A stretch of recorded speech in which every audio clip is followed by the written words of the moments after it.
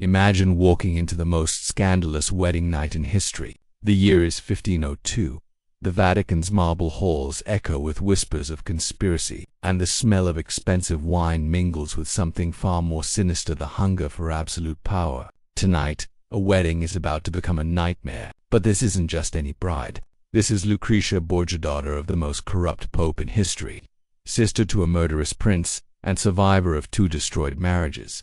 At 22, she's already a master of survival in a world that wants to break her. To understand the horror of this night, you need to know who the Borgias really were. They weren't just another powerful family, they were the embodiment of Renaissance darkness. Pope Alexander VI, Lucretia's father, had turned the Vatican into his personal empire of corruption. Her brother, a calculating killer who eliminated enemies like chess pieces, and Lucretia, she was their most dangerous weapon, beautiful, intelligent, and expendable. Her first husband, Giovanni Sforza, was publicly humiliated when their marriage was annulled. The reason? They claimed he was impotent, a lie designed to destroy his honor and free Lucretia for a better political alliance. Her second husband, Alfonso of Aragon, wasn't so lucky. Lucretia actually loved him. That made him a liability. One evening, Alfonso was found bleeding on the Vatican steps, stabbed multiple times. When he survived the attack, he was mysteriously strangled in his bed. The killer, most likely Lucretia's own brother. Now came husband number 3, Alfonso d'Este, heir to the ancient Duchy of Ferrara. But the Este family had learned from the fate of Lucretia's previous husbands. They would not become the Borgias' next victims. Their demand was unprecedented, shocking, and absolutely non-negotiable.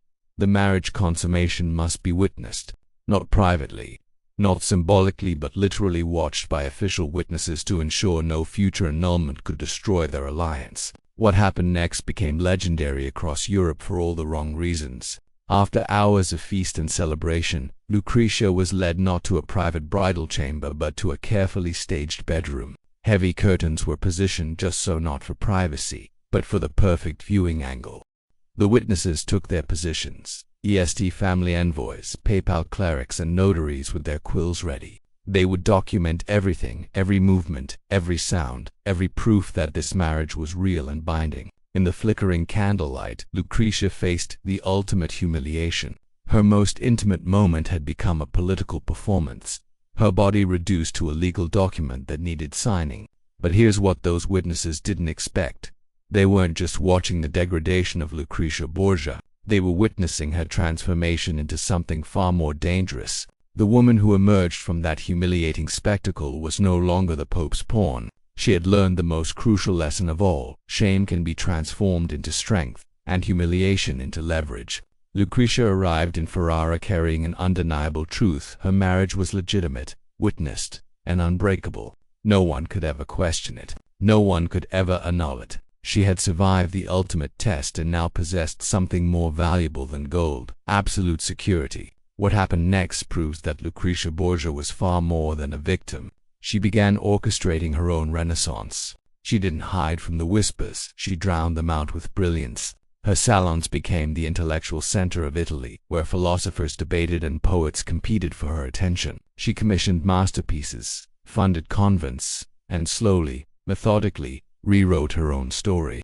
When Alfonso d'Este went to war, Lucretia didn't retreat to her chambers like a proper duchess.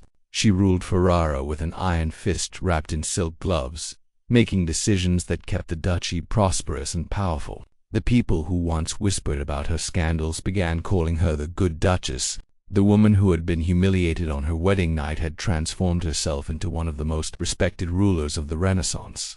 But here's the real question that haunts historians.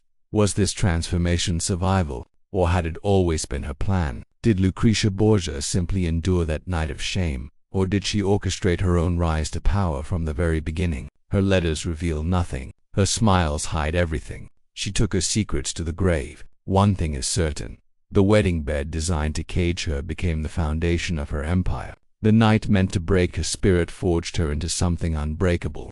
Lucretia Borgia didn't just survive the darkest chapter of her life, she rewrote it entirely.